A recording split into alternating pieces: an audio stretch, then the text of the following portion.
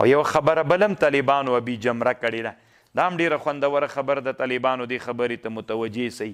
دی داسې وایي وی له دې نه بله دا معلومیږي چې انسان په دنیا کې ژوند چې کوي نو دی به طالبانو سبب خالص توکل به نه کوي، څوک به برابري اسباب به برابري، بیا به توکل کوي. ځکه له دې حدیث نبی علیه السلام چې غار حرا ته تله خوراک و ډوډۍ ځان سره وړله که یې نه وړله؟ وړلې. نو خو دا اسباب سو، اسباب به ځان سره تیار کړل، بس بیا به د الله عز وجل عبادت شروع کړ.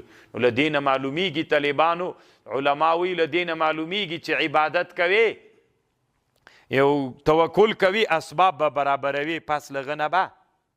خو اوس طالبانو بیا دلته یو قیصه راوړې ده، دی ذکر کوي و یو عالم و یو عابد و، دی خلوت ته لاړو یو وخت کې، چې خلوت ته لاړو او هلته عبادت شروع کړو، ځان سره طالبانو یوه ډوډۍ ویوړله، چې لاړو دا ډوډۍ راواخیستله د بالښت لاندې کېښودله، عبادت یې شروع کړو. همداسې پرله پسې ورځې روزه نیوله، ډوډۍ نه خوړله. څو ورځې چې به باندې ووتلې یو شاګرد ولیده چې دی دلته راغلی نو ډوډۍ د بالښت لاندې د هغې ترنه وتښتوله، چې تر ویې تښتوله ترې ویې وړله. نو دی چې راغی طالبانو چې خبر سو، داسې په زوره چیغې وکړله طالبانو چې تر حد نه ډېرې. هغه چا چې ډوډۍ تر وړې و هغه پسې چیغه وکړله.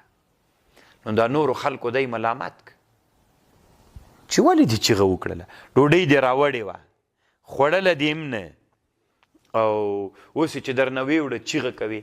وی زه الله زه په دې پوهېږم چې دا څو ورځې ما دلته تیرې کړي، ما ډوډۍ نه ده خوړلې، خو ما له خپل طرف نه سبب برابر کړی، پس له هغه نه چې زه نه یم وږی سوی، الله عز وجل موړ ساتلی یم، دا د الله فضل ده.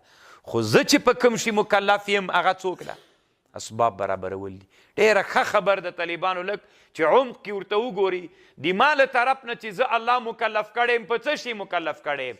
چې اسباب برابر که ما اسباب برابر کړي، نور چې ما ډوډۍ نه ده خوړلې، دا خو د الله فضل ده، د الله فضل بېله مسئله ده.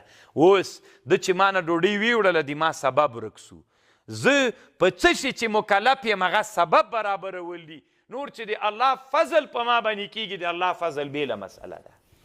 الله عز وجل دې وکړي چې تاسې په دې خبر پوه سوي یئ. دا منو افغانستان کې مجاهدینو چې کوم جهاد وکړو، فتح د الله فضل و طالبانو، خو په موږ باندې کوم شی واجب ده؟ اسلحه و اسباب په موږ برابرول واجب دي. موږ باندې دا واجب ده چې اسباب به برابرو، نور دی الله فضل چې موږ ته فتح راولي دا بېله مسئله ده، خو موږ به څوک برابرو؟ اسباب به برابرو طالبانو.